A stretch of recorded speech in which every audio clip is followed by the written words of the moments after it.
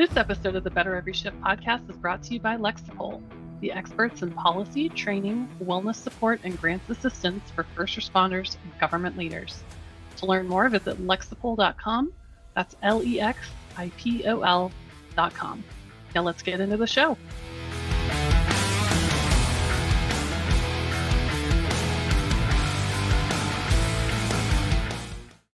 Hey everybody, welcome to the Better Every Shift podcast. I will be your host. My name is Aaron Zamzow. I am a fire officer. I'm also a writer for Fire Rescue One. I really shouldn't say this is the Better Every Shift podcast. It should be the Better Every Shift recast for this one in particular. I am not alone in my hosting journey. I have with me the commander, the editor-in-chief of Fire Rescue One, Janelle Fasquette. Janelle, why is this not just the Better Every Shift podcast? It's the Better Every Shift recast today. It's the recast because this week we are at FDIC in Indianapolis. So we are re-releasing one of our favorite shows with Battalion Chief Corley Moore, who is also speaking at FDIC. So we thought this would be a good tie-in show for us to re-release this week. The lessons, of course, that he talks about are going to always be relevant, I think, in the fire service. I think that's one of the major points. The second, us being again on location at FDIC, we'll be in booth 1501 pretty much all day Thursday. So if anybody is listening to this, come and say hi and see us Thursday and possibly a little Friday, running around the expo hall. Excited to do that, talk to people. And then, of course, you had mentioned Corley Moore is going to be speaking. uh, you know, our podcast with him, this forced me kind of go back a little bit and talking about the relevancy of this. What's the one take that you remember from speaking with Chief Moore? I think the big takeaway for me was that you can always bounce back no matter what your situation is, whether we're talking just about health, wellness, or even just your training mindset and attitude. Chief Moore talked about the battle against complacency and shared his, firsthand his personal account of struggling with complacency and how he really got into a better headspace and just came to really love everything about the fire service and embrace it and have a really positive attitude. And he didn't always feel that way. And so I think he has a great lesson that no matter what stage you're in, sometimes we can all be in a funk from time to time and just get stuck, but it is possible to get unstuck. And he's got some great ideas for how to do that. Changing perspective, being more grateful. I think that's really what led to his mission with the 9 L's, which he will talk about. 9 L's of leadership, and which I think it doesn't matter if you're a leader or not. If you're in the fire service, you should take away a lot, or you can take away from that. My favorite L being listen. And I'm working every single day to try to get a little bit better at listening actively and really trying to engage in communication. So I guess on that listen cue, we're going to leave the listening now to you. Please share this, a rebroadcasted episode, with friends, family. Again, you can reach out to us at bettereveryshift at firerescue1.com. And listen to Corley Moore And listen on to Corley Moore. Thursday, April 18th, 10:30 a.m. at FDIC. But if you can't make it to FDIC, he's got some great lessons here for you. And of course, listen to the rest of this rebroadcast. Yes. Hey everybody, welcome to the Better Every Shift podcast. My name is Aaron Zamzow. I am a firefighter training officer in Madison, Wisconsin. With me, as always, is the editor-in-chief, the captain, the commander, Janelle Fasquette. This is probably one of the first episodes that our guest has more energy and more passion for improvement than I do. We have Chief Corley Moore with us, who is an author, a motivational speaker I've personally seen, and it's great to have him here. How you doing, Chief? Thanks so much for joining us. Doing great, brother. Janelle and Zam, I'm excited to be on Better Every Shift. Excited for our conversation and humbled to be here. So, well, we had to actually record early, because I always waste all the good questions. For our listeners that don't know that much about you, first of all, they need to. You're a battalion chief in Moore, Oklahoma Fire Department. You're the founder of Firehouse Vigilance, which is great, has a great social media following, has a great community of fire service members that's really aimed at never ending the fight against complacency. You're the host of the Weekly Scrap podcast, which has over 1 million listens on iTunes. Congrats for that. You're also a motivational speaker and instructor. I was able to see you a couple months ago, which prompted us to get on your schedule. You specialize in topics of leadership, culture. You've authored a couple of books now: Challenge Your Leadership and the 9 L's, Keys to High Performance Culture. And I imagine there'll be another book coming. Oh yeah. Uh, Again, thanks so much for being here. We talked off camera a lot about, being better, trying to make, improvements. Have you always been that kind of self-improvement guru? And where does that stem from? No. First of all, no.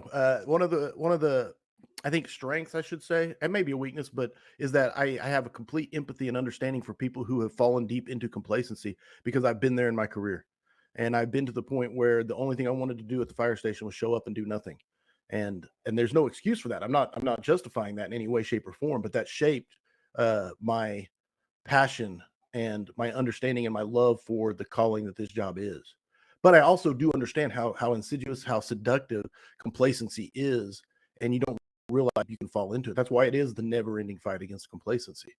And so, roughly 2016, I saw Mark Von Oppen fully involved, and he was one of the first people I ever saw who basically said, "Hey, it's okay to love this job and be awesome at this job. It's cool to do that," you know. And it was like mind blowing to me at the time, because that was not a culture that had ever been exposed to. And so that was the catalyst, and I always credit him with that. He's the reason I started Firehouse Vigilance, along with a lot of other things, Fit to Fight Fire, National Fire Radio, a lot of different things like that that started me down that path. But one of the biggest things is that I do have a huge amount of empathy for people who are not highly motivated, aren't plugged in, who've been burnt out. So that is a part of it. Yeah, it's interesting. So that's not the answer I thought you'd say, but it's 100% like real, because we've all been there. Mhm. And like you're saying, okay, I personally was complacent. It was one thing that kind of sparked, as you were talking about. And then what did you do? What was your first step? So you just look in the mirror and say, "Holy cow, I'm that guy," or what I happened then?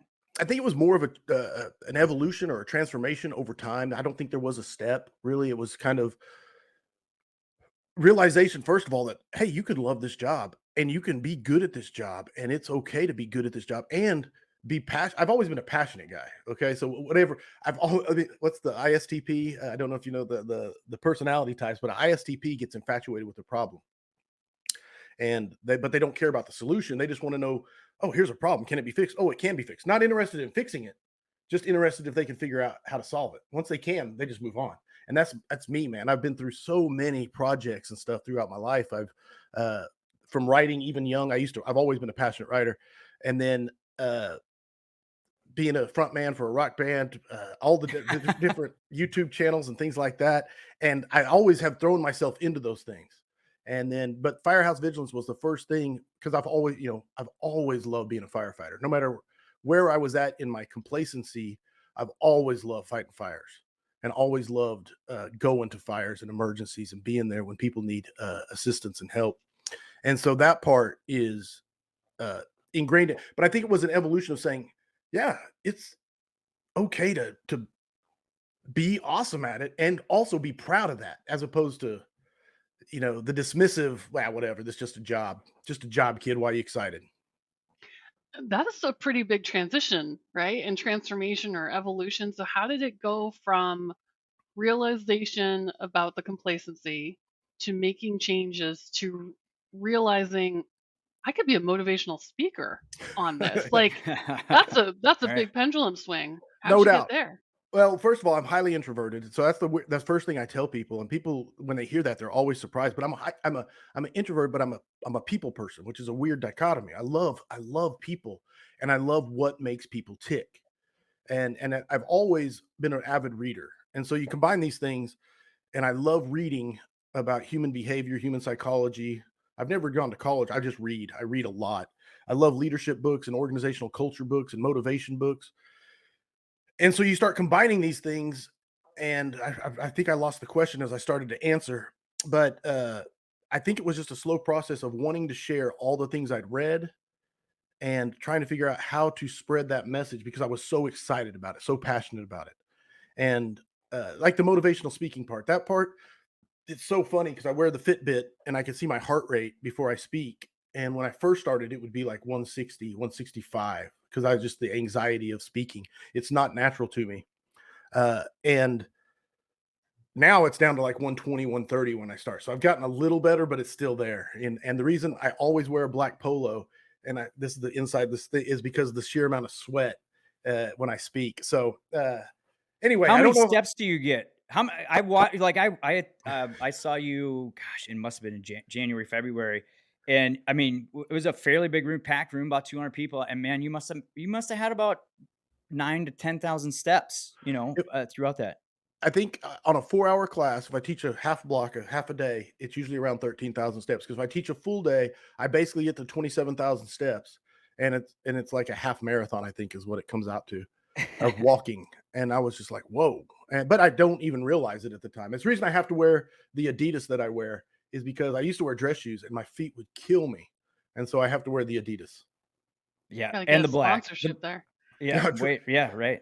He doesn't have to wear just Adidas, by the way. If you're a shoe company, I'm trying to help out Chief here a little bit because, again, I saw you, and let's talk a little bit about the 9 Ls Okay. because what happened was you asked the audience, you're like, hey, what are you guys reading? What are you seeing? What do I miss? Like these 9 Ls are things that I researched and have really hit me, but I thought that was a really cool part. It was almost like a rock band, making your rock band reference, coming out and saying, what do you guys want to hear for the encore? Or what do you guys listen to? What kind of music can I make for you? You kind of said the same thing, and I've never seen that from a speaker before. And the room was, throwing stuff out, and you had a great conversation and that connection. So going back to what are the 9 Ls like, and did you ever think it would get to where it is right now? And number one, and then number two, what are they, and what's your kind of rationale behind creating them? That's a lot but I'm going to shut up now and listen because I'm excited for this answer. Well, keep me on track because I'm not sure I'll track everything that was in the question. But the 9L started, and this is the funny part of the story, or an anecdotal. But I was basically in Hobby Lobby, following my wife around with the shopping cart, and bored, and I saw "Live, Laugh, Love," and everybody's seen it, and everybody's seen it on walls. "Live, Laugh, Love," and my brain just started going, "Live, Laugh, Love." What else is there? You could listen, and you could look. And I don't remember all the original ones, but it was like 7 of them. And at the time, I was working on a officer development program for my own department, just a class to give of some of the stuff that I believed in. I believe I was a captain, a company officer at the time, and so I wanted to share some of the things that had worked for me and some of the things that had definitely not worked for me. And that was the germination of it. And it started, as scraps of paper and writing in my little brain notebook, and eventually it became, I think it was 10 L's originally, and I don't remember which one went away or which two combined. I think it was lift and lower combined into level, because originally there was lift others up and lower yourself, but those became level and became their own L. Yeah, and it became the 9 L's, which became a class that I started teaching initially just to my own department, to the officers, that the newly promoted officers, saying, hey, these are the leadership tips that have really worked for me. And these are the mistakes I made that I hope you can avoid. And that's where it started. And then, so give us a quick elevator version of what the 9 Ls are. The elevator pitch, basically, there are 9 principles of leadership, all starting with the letter L. And it starts with learn, because learn is the most important one. If you can learn, then all the rest of the L's are within your grasp. If you can't learn, then of course you can't grow. So it starts with learn, goes to listen, because communication is everything. And the key to communicating is listening. From there, I don't want to get them wrong. I'm put on the spot, but look, level is number 3. Level number 3 is all about understanding what level you are on in relation to the people that you serve, the people that you're responsible for.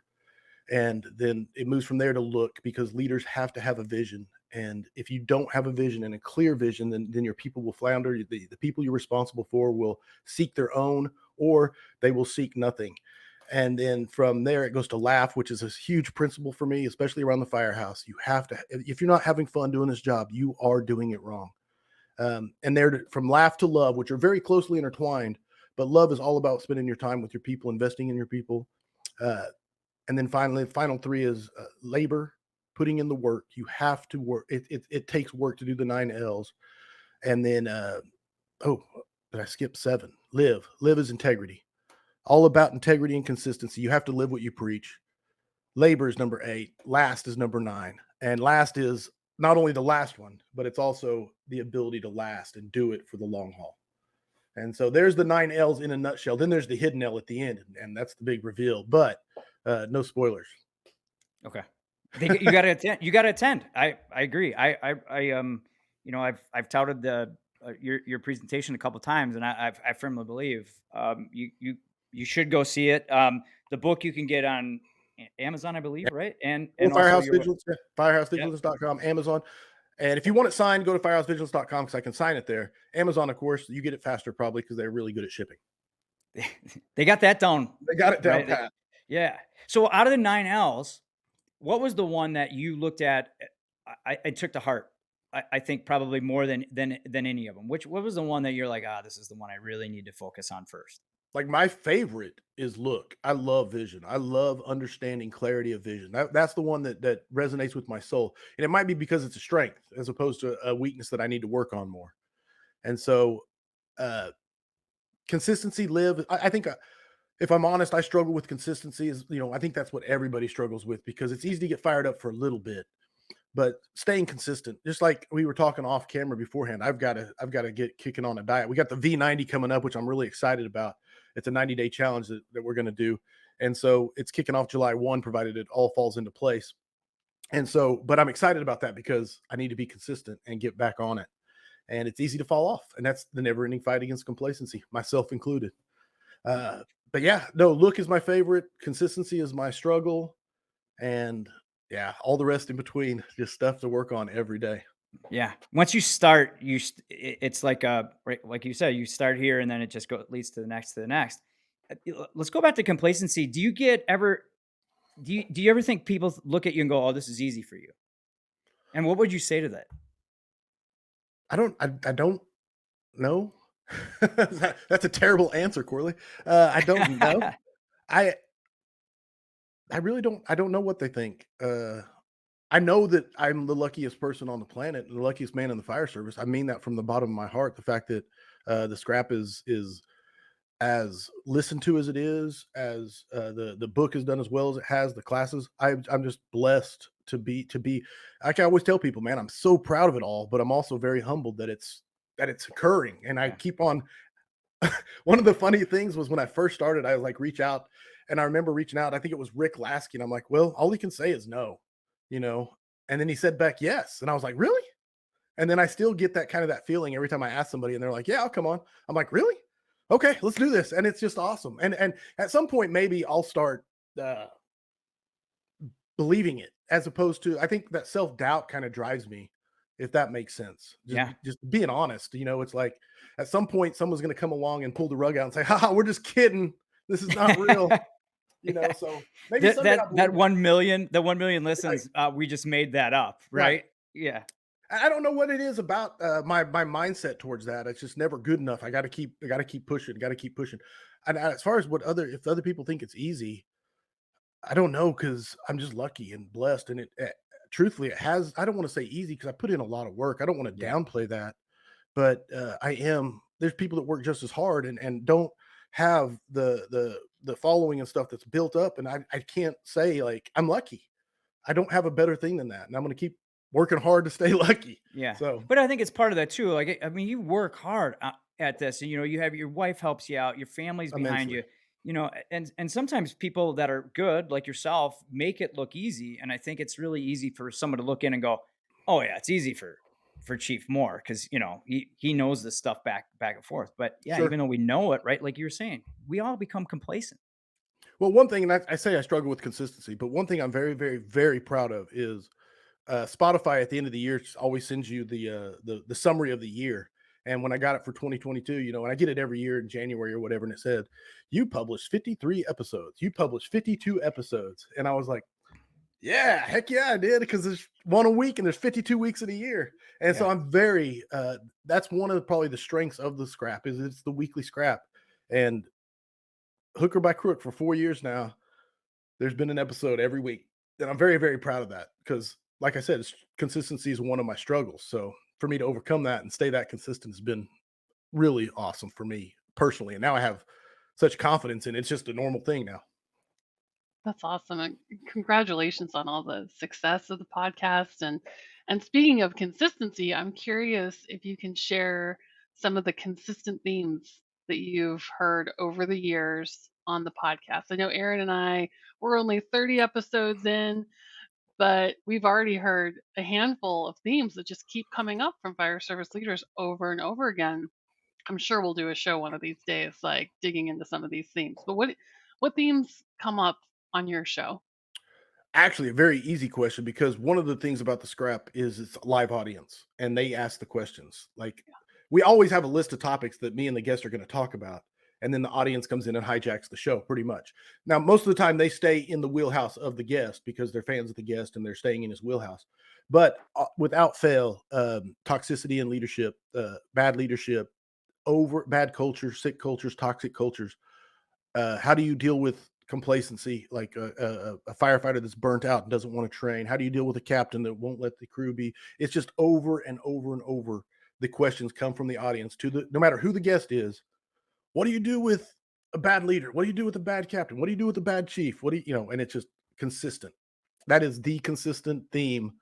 In fact, if someone wants to life hack for building a podcast, I'd build it around what to do with toxic leadership. Like then, so The ironic part about this is on our question list. One of my next questions is, okay, what do you do with somebody that doesn't, what do you get when you have a leader that, you're starting to live by the 9 L's? How do you get someone else to look into that and go, yeah, I need to become a better leader? So that was my next question. no, So go absolutely. ahead, answer that It's, question then. no, it's quick. Like me and Chief Scott Thompson, we've had he's such a great mentor of mine, but we're really good friends. And he wrote the foreword for the 9 L's. And we've had this discussion so many times, and we've kicked it back and forth. And honestly, the 9 L's is my answer to that question, the book itself, because at the end of the day, motivation is intrinsic. And we want people to you guys have seen the movie The Breakup with Jennifer Aniston and Vince Vaughn. And it's such an unbelievable cool scene where they're done with the party and she wants him to clean the kitchen and he wants to veg out on the couch and play video games. And she's like, no, let's do the dishes. And he's like, fine, we'll do the dishes. And she's like, never mind. And he's like, what? You wanted to do the dishes? She's like, no, I want you to want to do the dishes. And he's like, why would I want to do the dishes? And it's such a beautiful scene because it encapsulates so much. But at the end of the day, it comes down to your organizational standard. And the sad part is most organizations do not possess a standard that they can point at and say, this is the bar you have to meet. So when that doesn't exist, everybody gets to meet their own standard. But if a person is meeting the organizational standard, then in a position of authority, there's very little you can do if they do not want to better themselves. And so my answer is the 9 L's, which is all about building relationships. It's all about listening to your people, building those relationships, live, laugh, love, learning from them, connecting with them, putting in the work with them. Because if you can make that connection, then that connection can be leveraged to make them want to improve themselves. And they will do it if you have that relationship with them. But that's the only way I figured out to get people to want to rise above the minimum if they don't already have that drive. And so I don't know if that's a good answer, but that's the answer I'm working towards, because ultimately you can't make somebody want to wash the dishes.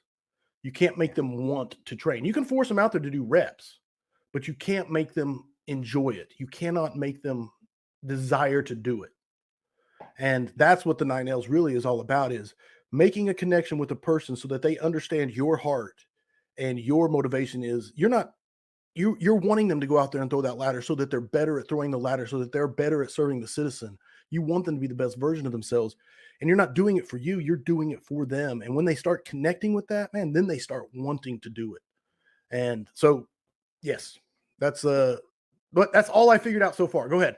Yeah. Oh no, I'm curious because and maybe this is the same question, just asked a different way, but I think of that as leading your people, right?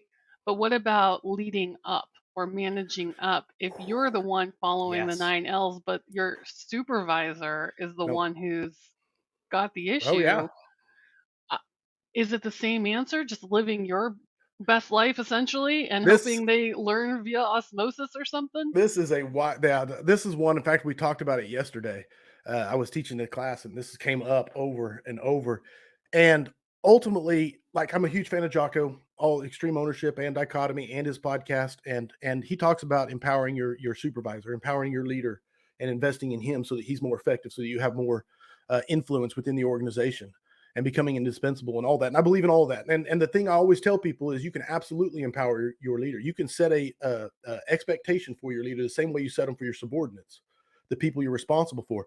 The problem becomes when you can hold your people accountable easily because you have the authority, the positional authority to do so. So when you're responsible for people, you can set the expectation and then hold them accountable. The problem becomes when you set an expectation for your leader. Even when it's agreed to, the accountability becomes the issue, because if they refuse to be accountable, then you literally are unarmed in a knife fight or a gunfight, and there's not a lot you can do. I firmly believe in leveraging relationships, but at the end of the day, if you can't form a relationship with a narcissistic leader or just a there's I'm trying to say this the right way. There's good people who are bad leaders in positions of authority. And they're good people with good hearts. They just lack the tools necessary to be successful in their position. And it's wildly frustrating. But at the end of the day, I go to Frank Viscuso and so many others. You have to focus. One of the books that changed my life is Stephen Covey's 7 Habits of 7 Highly Habits. Effective People. Yeah, it's a fantastic book.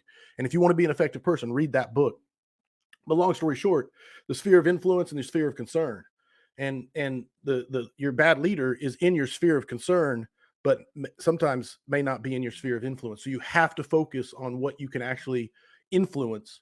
And when you do that, it will grow over time. So if you're a battalion chief, let's say, like I'm a battalion chief in charge of one battalion, I can control what happens in my battalion, and I can be the buffer from the bad leadership coming down. And I picture it like a rock, and there's a waterfall, and I'm the rock, and then all the water goes around, and I set up my people for as much success as I can. And I wish I had a better answer, like how to, if I could just snap my fingers and make a leader adopt half the principles of the 9 L's, man, I think the world would be a better place. Yeah, But I and agree. truthfully, I struggle with implementing them at times and staying consistent in them at times. So and I wrote them. Right, right. It's a constant battle. It's just like fitness, right? It's a Yes, journey. Health and yes. wellness, it's a journey. Leadership is a skill. It's just like being fit. There's Do no you destination. There's no I won at fitness. I won at leadership. It's just right. yeah. Yes, I made it. Well, let's you gotta wake up the next day. But it's a Y- great question, Janelle. I hope I did it justice. But it's just yeah. do you question then do you ask some trying to kind of calculated questions then to that leader above you that maybe doesn't like are there ways that you try to get that message to them to hey, maybe you could work on this, or I mean, obviously you try to build that relationship, Right. and as you do you question them on things like, hey, what is your you know plan, or what is your vision, and then see if maybe that's where the differential is. No, absolutely. And the I want to be very clear that this is kind of in the abstract as opposed to this is not problems I'm currently having in my organization. Yes, But yes. By the way, throughout yeah, we're not gonna get you in trouble. That's no, no, I we're know. saying But I want to be clear. Like I don't want to be like I'm not. But I've had issues where in the past with certain people in positions of authority and things like that. So a lot of it's based off those experiences, and then the sheer number of conversations that I've had as I teach. It's just these recurring themes that come up. But so in a nutshell, the question is, how do you build a relationship so you can have that effectiveness? Or am I yes. Yeah, and do you question, because there's a lot of things that you see, do you throw some of those questions up to the leaders above you? Obviously, you have to rephrase them and delicately deliver them, but, is that a means to possibly make that connection? right? One of the biggest struggles I have personally is being right versus being effective. And as human beings, we're very good at always thinking we're right. So we always believe we're right. And then a lot of the times we are right. Don't get me wrong. We are correct. We're right. But being right does not mean you're being effective. And so there's times when I can absolutely chop off my nose to spite my face because I'm right. And I'm telling my boss that I am right and they're doing this wrong. And this is why. And it's just wildly ineffective. And not only is it ineffective then, but I'm hurting myself for the future Mm. so that I'm damaging my ability to have influence in the future. And it's such a balance because it's easy to say, well, I want to be effective, so I'm not going to deal with this issue. And you can use it as a tool of avoidance, which is not the point at all. And then the other side of it is uh, you can, yeah, just avoid the confrontation and claim that you're just being effective, and it's not. Such a dichotomy and a balance of trying to figure out how you can influence and build that relationship versus completely submarining your ability to impact the organization by working through your leaders. Yeah. It's almost like you got to choose your battles in some Yes, cases, right? that's a great way of A- saying it. and work at delivery. I think, right? Like, and that goes back to building that relationship. You understand what the best delivery is, then, and I think that's exactly what you're saying there, right? And the ultimate frustrating part of it is you could do everything right from the subordinate position, and then they could still say no, Yeah. no, Yeah. no, Yeah. and they could also reject any overtures towards building that relationship and building that open communication and building that trust. And if they do, again, you're unarmed, and there's not a lot. You have to focus on what you can actually influence, and it's a very frustrating place to be. That's when you go right back to these and just say, "Hey, that's what I'm doing." Right? Right? No, Yeah. absolutely. Well, this is great. This is crucial because it's the same theme. We have this the same conversation. So it's and like I said, it was one that I wanted to ask. So I appreciate you digging into that. We're definitely hitting the rabbit holes and going crazy. So Oh yeah. I Well, hope you it's guys can edit this up and make it sound legible and yeah. well, pretty much our listeners know I have ADD anyway. So, between you and I think this is perfect, man. And you had mentioned Stephen Covey. Um, Great book, by the way, 7 Habits. I've read the book numerous times. I've tried to follow it numerous times. What other books have influenced you, and which ones would you recommend our listeners to read? Oh man, phenomenal question. I'm gonna actually cheat and go to my Google Drive here while we talk and go to my book notes because you've taken the class. I highlight like crazy when Yeah, I I think you read. said this one too, Yeah. right? Well, Crucial I do conversations. crucial confrontations. I actually haven't read conversations. Okay. So that's me. I haven't read the red one. I read the blue one. I love the blue one. And I went to order the red one, but because the names are so similar, I ordered 2 copies of the blue one. Yeah, that's And right. so, I think you said that so actually in your seminar. Yeah, I think I ordered this during your seminar, actually, is during that one of one the pretty? breaks. Is that one? I know. I don't know if you've read the blue one, but I mean, I mean to read that one. Here's the problem: my book list is currently, I want to say, at 86 books that I plan to read. Because every time I teach the class, I always ask the audience, "What books have impacted your life?" And there's a lot of repeats, but absolutely, they just keeps growing. Okay, Man's Search for Meaning, one of my favorite books of all time. Absolutely love it. Viktor Frankl and everything that he went through. Phenomenal book on just understanding that you control your response to any situation, man. And his story is amazing in the fact that he could still have that mindset. It's Your Ship. Abershoff's It's Your Ship. I didn't realize how much of an impact that had on my life until I went back to read my notes years later that I typed up from it. And I'm like, wow, there's so many principles of the 9 L's that came from It's Your Ship that I just stole from him. Like, I 100% give him credit for that. Uh, Leaders Eat Last by Simon Sinek. This is my favorite leadership book, period. That people ask me, what's your favorite? It is it. I'm not saying it's the best one. It's just my favorite. It gets into the nerdy stuff about the serotonin, oxytocin, dopamine, and the good cocktail that happens when people interact with each other and spend time together, and those bonds that form that are chemical, not just emotional. These are actual physiological connections you make with people. And then of course the opposite, the cortisol, the bad cocktail, the endorphins, Stress. Yep. yeah, Yep. the stress He response. he Yeah, talks to people like he doesn't, you mentioned level. Like I think he's somebody who when you hear him and when you read him, like he seems to talk to you at the same level, right? He doesn't talk down. And Yeah. I think that's a great example. And he talks in a way. I was just like Forrest Gump. Like Mama used to talk in a manner that make me understand it. Like, and Right. I think you do a great job of that too. By the way, I think that's one of Well, the thank reasons you. why you're very successful is that you're super honest and that you really give people something usable too. So I want to pay that compliment when I can, and not to interrupt. What other books you got there, by the way?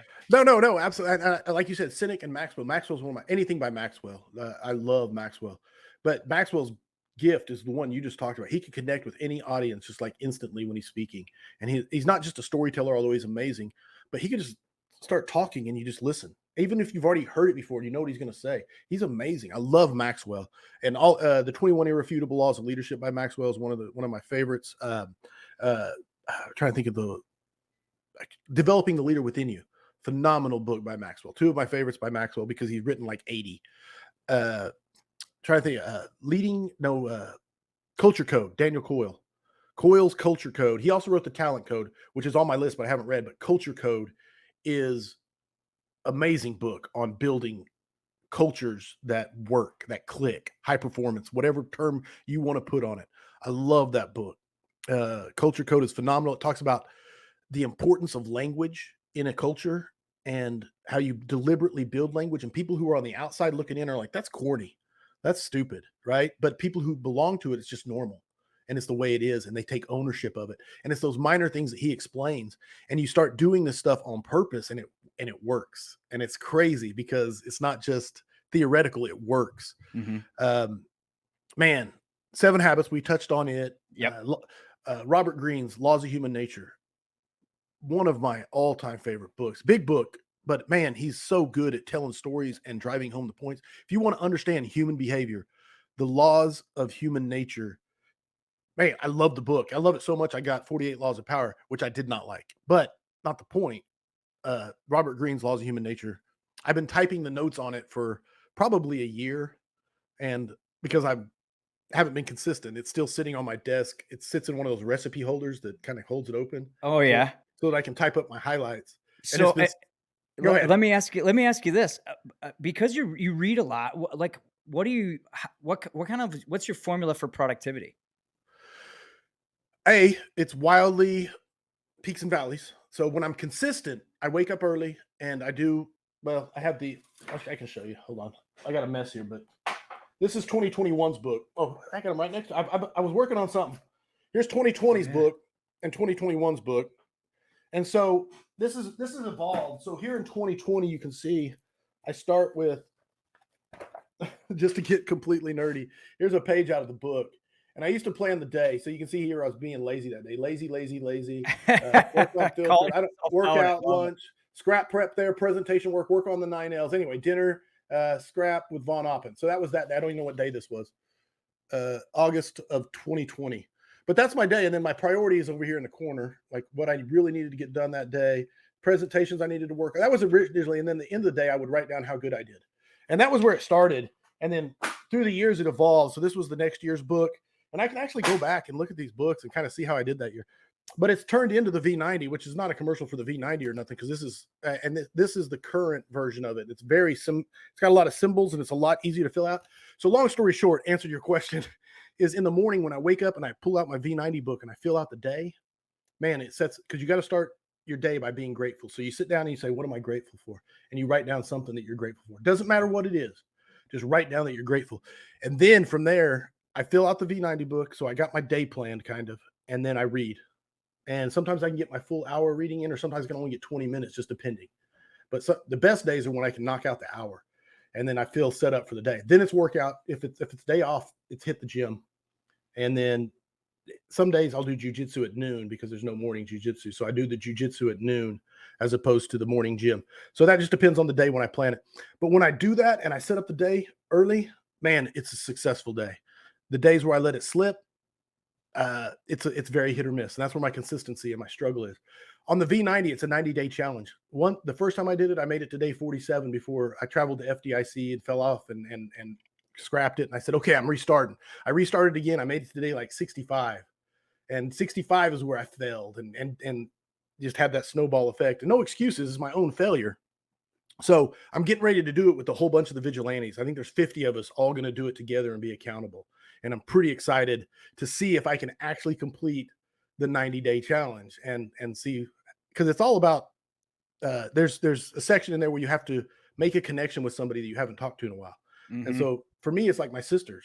I have 4 sisters, and I love them to death. They're, but you, and everybody's this way, I think, is that you wake up and realize I haven't talked to them in 3 months Yeah. or 4 Yeah. months because I haven't done it intentionally. And so that's part of it, is you have to make those connections and do it intentionally. And the really cool part, I don't know if it's in this one. I'll show you. Yeah, the connection map.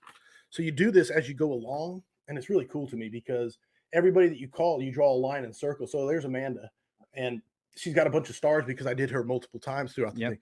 And at the end of it, you can look back and say, wow, look at those connections I remade. It's cool. I love it. So, and you're obviously passionate about it.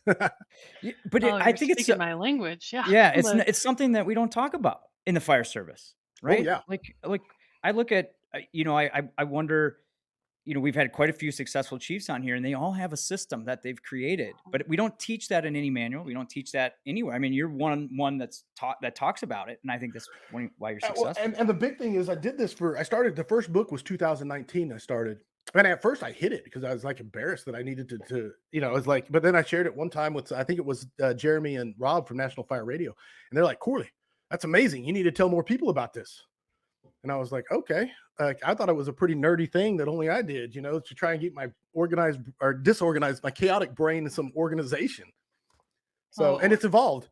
And the cool part is all the people that are doing it this next one we're starting July 1, they're the beta testers, and then we'll adjust and see what can make it better, so it's gonna be pretty cool. oh man, organizational stationery. It's like my love language. I've been to the I love that. Go ahead. been to the depths of the internet looking for the best planners and organizers because I mean, some of us are just wired that way. We just Dude, need to create 100%. that schedule. There is a And thing where Amanda would not let me go to Staples or Home Depot or Office Depot or Office Max by myself because I'd come back with all these organizers and ledgers yeah. that were gonna make me productive. Sorry, go ahead. Yeah, Oh yeah, no, no, no. I'm There's showing you like, all my little oh yeah. like notes too. Yes. I have them here too. Yeah, for those who are not watching the video version, there's a lot of manuals, charts, flow charts, schedules A lot being of shown, which is just fantastic. But Aaron, you're right. I mean, so many people we've talked to, they have a plan. That's the difference. Is like they map out their day or their week or their month, whatever makes sense for them and their lifestyle. Um, but it's a mindset. You kind of have to click into that way of thinking, and that's not easy for everybody. No. But but yeah, if you can get in that mode, it's very helpful. I will Chief say go ahead. Yeah, Chief Bruggeman was on the show, and that's another book. Like he wrote Advanced Fire and Emergency Services Administration book. Now it might be a little dry for some, but there are some good pictures. But he said everybody in the fire service needs a 1-3-5. Whether you're a firefighter, whether you're a chief, whether you're paramedic, EMT, whatever it is. And and I actually wanted to ask you, what's your 1-3-5, and do you agree with that? I think I don't know about actually agreeing on the 135, although I think yes, short term, long, medium, midterm, long term. I think you need that, whatever that looks like for you, depending on how fast your world is moving.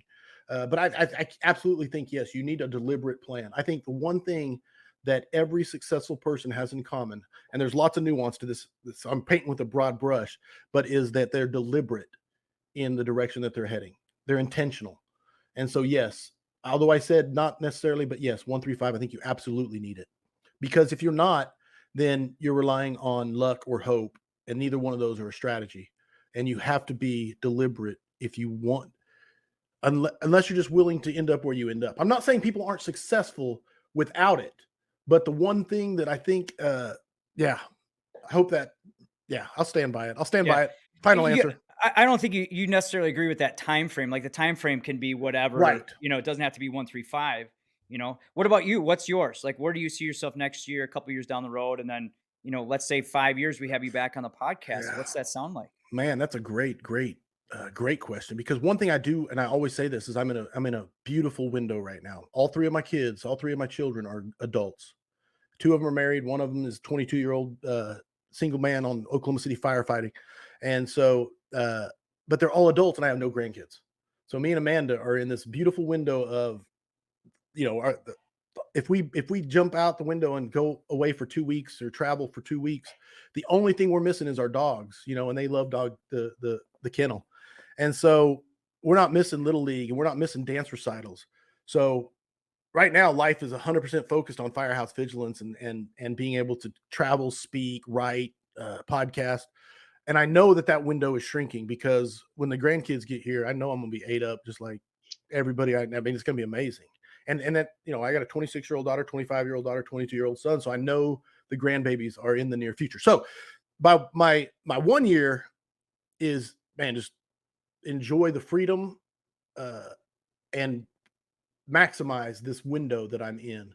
And then the 3 year is, what does the future look like with grandchildren? What does Firehouse Vigilance look like with grandchildren, and the balance? Because the one thing I preach over and over and over, there is no such thing as work family balance. There's not.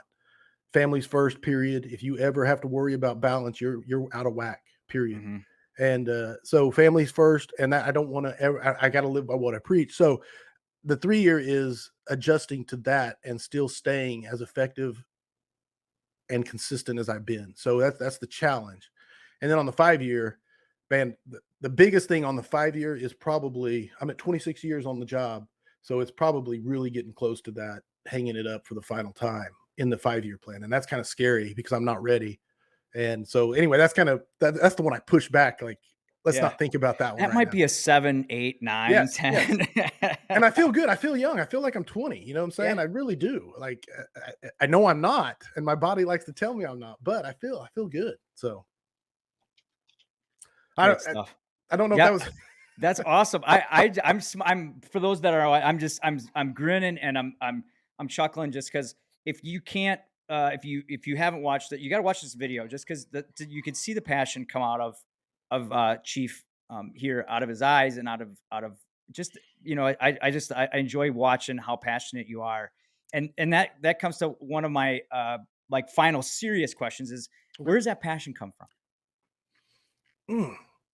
Man, I tell people all the time, I've always been, I don't know another word than to repeat the word. I've always been passionate. I love, I always tell people this. I write my ditties. I don't know. Did you see the 9 L's? Have you seen any of the other presentations? Because I do. I my just ditties. saw the 9 L's one. Okay. Yep. I don't do any ditties with the 9 L's. It's strictly the notes and the class. But when I do my ditties, I play music and I'll speak. And one of the things about them is I just write them all the time. I get an idea and I write it out. And they're little short speeches, 3 or 4 minute speeches that play over music. And I love doing them. I really do. They get me fired up and they can get the crowd fired up. And I love, but I connect with them and I write them. But the thing I always tell people is when I hired on, I was 20 years old on the job. And I would go on a kid that wrecked his car and died in a horrific accident. It would be a 20-year-old kid at my age, and it didn't bother me. Like, it didn't bother me. I was like, man, that's weird. It doesn't bother me at all. I'd go on. I had babies young, and I'd go on dead children that were my kids' age, and it didn't bother me at all. And I would honestly, and I tell people this all the time. When I teach, yesterday at Altus, I was telling them, I was like, if you're young and in this job, understand it's not normal. I'm not saying it's normal, but that's not something you should be worried about. You're not a psycho. Because I used to wonder, am I psychopathic? I mean, is there something wrong with me psychologically? Because I should be bothered by this stuff. Now, I say all that to say this. You fast forward 26 years later, and a sad dog commercial can come on the TV, and I'm reduced to tears. So I understand there's a cost to it. It wasn't that it wasn't affecting me. It just wasn't affecting me then. Mm-hmm. Right. And that's what I wanted people to understand. And so I'm very, very passionate about mental health. I'm very, very passionate about looking out for each other, taking care of each other, and spreading and beating this drum of it is okay to not be okay. Everybody can take different amounts, and we have to look out for each other. It's our duty to look out for each other. We cannot be reactive. We have to be proactive. We can't ask if people are okay after someone blows their head off. We have to do it long before that point. I'm really meandering and getting off topic, but I've always been passionate. I love that stuff. And I think that's just the way the job has affected me, is that one of the ways I get it out is through speaking. You know, get out all of the everything that's trapped in there is through speaking and sharing and being passionate. Yeah. And it refills you. That's what I. Oh, yeah, that's the best part. Like, it really is. Yeah. You know, I never put it that way, but yes. It does. I was just in New York, speaking, and, I didn't have 200 people in my audience, but it didn't matter. Like, you feed off that 5 to get better and come back and have this conversation with you. Like, after this, man, I'm going reading and going to work out. Hopefully, you're gonna go work out too, right after this. Like, I think when you find that thing that you're good at, number 1, which you are, and that you're making an impact, it continually fuels you, doesn't it? Oh, And I can only like, I don't get me wrong. There was times when I would go and teach a class. There'd be 2 people in the class, and it was, and you were like, was my message good enough? Only 2 people, but it does. That refills you. The 2 people that were there were like, that was one of the best things I've heard. I needed that today, and that refills you. And then because again, I'm lucky to have the success that now people show up, and I again, I don't know. I want to say how lucky I am for that, but not the point. Is absolutely now 2 things. It's a dichotomy again because I am so drained at the end of teaching. Part of it's the steps. yes, Don't get me wrong, but just completely emotionally drained from giving it out, and then so recharged at the same time from giving it out, and yeah. So it's this I unbelievably cool combo. I can relate 100%, Yeah. especially being kinda introverted myself, Right? like, even after doing these podcasts, I gotta take a little time, right? Mhm. You And gotta I recharge. suppose you gotta there's a point where you're done, you gotta go to your room, you're there with your people, and you Here's my safe recharge, and that's space. My alright. safe space. Yeah, Yeah, absolutely my safe yeah. space.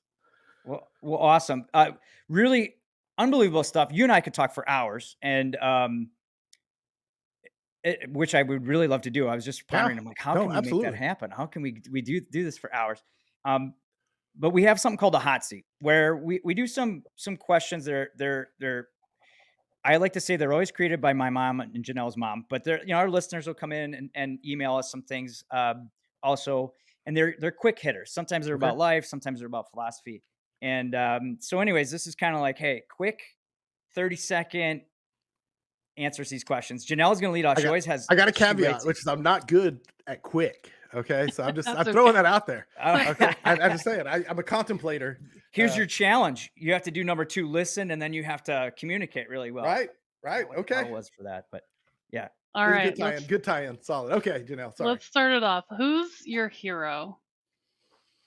Mm, man, so many, but instantly I think of my son. My son is my hero. He has never given up. He 3 years solid trying to get on the fire service, even though all his life he never was going to be a firefighter. Then he turned 18. He's like, do you know what, Dad? I'm gonna be on the job, and he did. He stuck to it. He tried through rejection. He got better through rejection. Got better. Did the stuff he needed to do. Man, I love that kid, and absolutely, and that's a hard thing to pick. Do not get me wrong, because uh, there are so many people who have invested in me that's tough. But the first thing I thought of when you asked me that question, and I'll go with quick, was my son is my hero. That's awesome. Awesome. Um, if you were to require any training for your fire department, which, by the way, just so everybody knows, he does work for the Moore Fire Department. It's not named after him, but maybe someday it will be in total context. But if for your fire department, what's the one mandatory training everyone has to go through? Huge fan of Scott Thompson, the Functional Fire Company, and he's got the first 5 minutes, the big five for the first five, and the big five, the basics. Just if you master the basics, stretching hose, forcing doors, firefighter safety and survival, masking up and bunking out. If you master the throwing ladders, if you master the basics, then no, and I preach this all the time, but no matter what comes along, the basics are off the table, and now you have bandwidth to deal with and make decisions. And so 100% it is the basics, mastering the basics, taking them out of the equation so that you're not worried about those things when things get hard and charging. And when things are just mundane and normal, you're crushing it. You're knocking it out of the park because you've mastered the basics. And so 100% mandatory training would be just the first five, the big five for the first five. That's a good one. Now, you mentioned that you're an introvert, which I'm sure surprises some folks. I do get that a lot. Now, do you have any tips for public speaking for introverts? Like, is there anything that you do, like a psych up for yourself or anything to try and get that heart rate down before you get up there? Oh man, any rituals? Man, Yeah. honestly, the ritual for me is the slides. If you've been subjected to one of my presentations, then you understand what I mean when I say the slides. The slides are what keep me on track. Without my, if I ever get to a point where I cannot, like one of the famous Simon Sinek TED talks is where the none of the AV stuff worked, and he ended up having to do it with the whiteboard or the flipboard, the flip Yeah. notepad, and it's an unbelievable great TED talk. My favorite one by him, in fact. But if my slides ever go away, I don't know what I would do because I'm really not that good at just speaking. I'm not good at just going. And so my slides are my foundation, my rock, my framework that Yeah. keeps me from being a gelatinous cube up there. So find a something that grounds you, I Yeah. guess, like for if you need to get up and speak. Whatever it is for whoever you are, absolutely. Yeah. Nice. And I know one of his is music from his I do. from attending. So here we go. Hot seat question. 3 most motivational songs. What are they? Go. Most motivational songs. I gave you 3 because I know there's always you have 1 for sure. So that's the challenge. Man. You mean one that plays when he speaks? Is that what you Well, mean, Aaron? he plays a couple. Yeah. I'm locking up on answering, and I feel like I'm failing here because I can't pull any motivational. Uh, Are we thinking like Eye of the Tiger? Is this what you're thinking, Aaron? Like something Yeah, that yeah, hypes you yeah. up? Like what gets you charged? Doesn't matter. It could be workout, could be presentation, you know. Man, honestly, and this is not, I'm not trying to cop out answer, but any of the the YouTube videos you can go and get where it's the orchestra music that's just hype, like for a video game trailer or a movie trailer, just Mhm. hype music in general, and then Yeah. someone's speaking over it. That type of music, I connect to it emotionally.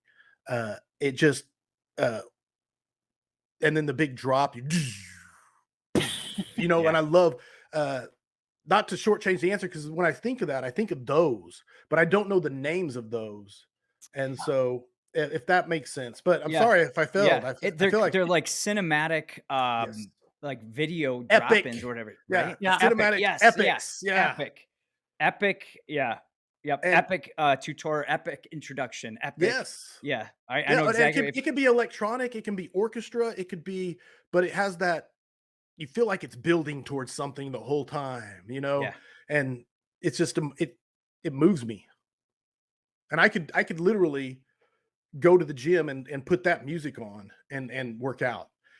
I also do it to the like Motiversity, I think YouTube channel. They do the same thing, but they'll Yep. take like Eric Thomas or whoever's speaking, The Rock, and he's yelling at you about don't quit. You want to be awesome, you better be awesome, that kind of stuff. So Yeah. I really Yep. get Yep, nerdy with it. Motivation University, and Yeah. there's a couple of great YouTube channels Alpha that. Motivation, I think is one Yep, of them that I yep, click through a lot of them and just find one. David Goggins screaming at me about, you know, doing hard don't give things. up. Yeah. Yeah, yeah. 48 more hours of running, which Staying hard, yeah. yeah, yeah. No, Uh, that's a good answer. okay. That's a I clear I wanna answer. know where I was supposed to go because I feel like I've missed the mark. No, you didn't. No, Okay, okay, it's different for okay, everybody. okay. We asked like Jason Patton what his walk-up song is, and I think he said Barbie Girl or something like that. So it's just every, whatever would Man, fit that's a you. tough one too. I don't Yeah. know the walk-up song, man. There's the thing is I'm a music-based I love music, man, especially 90s, punk and pop punk. It's like a guilty pleasure all the way into the 2000s, man. I love so much music. Anyway, sorry. Yeah. What did Rabbit you holes. sing? What kind of band were you in? Man, it was a terrible band. That I'll be upfront. I loved it though. It was awesome. It was me and a few buddies, and but it was rock. It was there's no better way to say it. Early 2000s rock. Did you have long Nice. hair? That's the other question. No, I've never had long. Well, I was on the job, so I never really had long hair, Okay. All right. and All so right. Cool. I did Well, have a mohawk at one point, but it was all more. right. I It can was see it that. was an Yeah. extreme faux hawk because I really couldn't have a true mohawk because it's against our grooming policy. So it was more of an extreme faux hawk, but it was pretty tall. So Well, this is awesome. Again, we could go for hours. I got one more question for you, and this is probably going to be the most challenging. To end this great podcast, again, Chief, thanks so much for your passion. Thanks so much for what you're doing for the fire service. So, our listeners probably got a lot out of this, but we want what if you were to summarize what we talked about and kind of the biggest takeaway points from this, give us a 30-second elevator pitch for what somebody would get out of our conversation.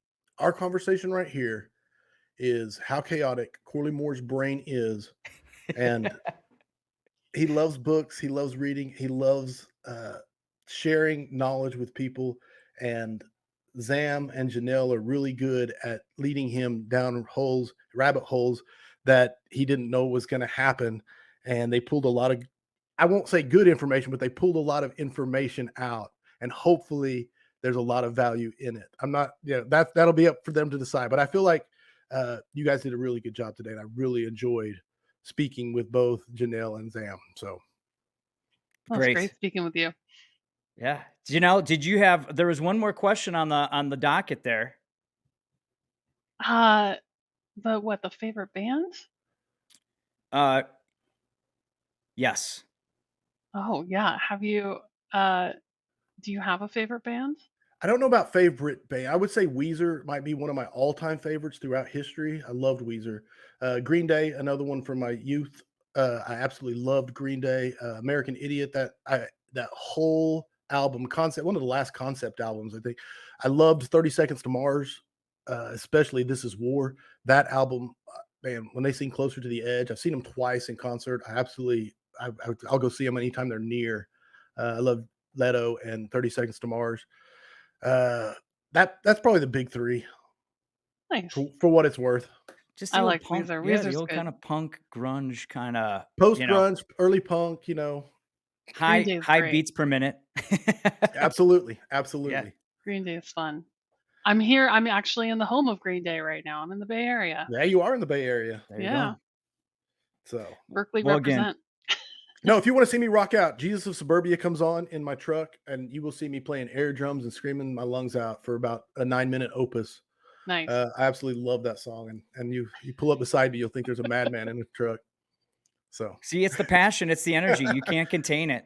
no, You can yeah, only help to. and the music brings it out. That's the thing, is the music connects to my soul. Yep. Yeah. We talked about this too, and I would summarize this whole thing with, passion happens when you have a mission, when you're feeling like you're making an impact. Complacency happens just as much for those that are passionate, like yourself, and knowledgeable, and that we have to find ways to dig deep, whether it's music, connection with people, the combination of it. But, we're all in this together, right? Like, nobody is immune to a lack of motivation, nobody's immune to complacency. And you have to look around to try to find ways out of it. You have to find great, inspiring people like yourself, Chief, and and then thank them for that inspiration. And Janelle too. You're inspiring the fire service by what you write and by getting great guests like Chief on.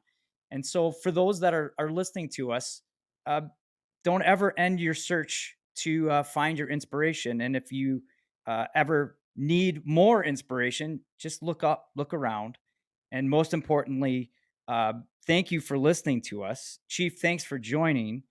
If those that are listening could rate and review the show, if you could watch on video, you could see us on YouTube. And I highly recommend just taking in all of the passion you could see come out of Chief Corley Moore. Again, if you have questions, you can reach out to us on firerescue1.com. But most importantly, everybody, learn something, do something, and share something to make you and those around you better every shift. Thanks for listening.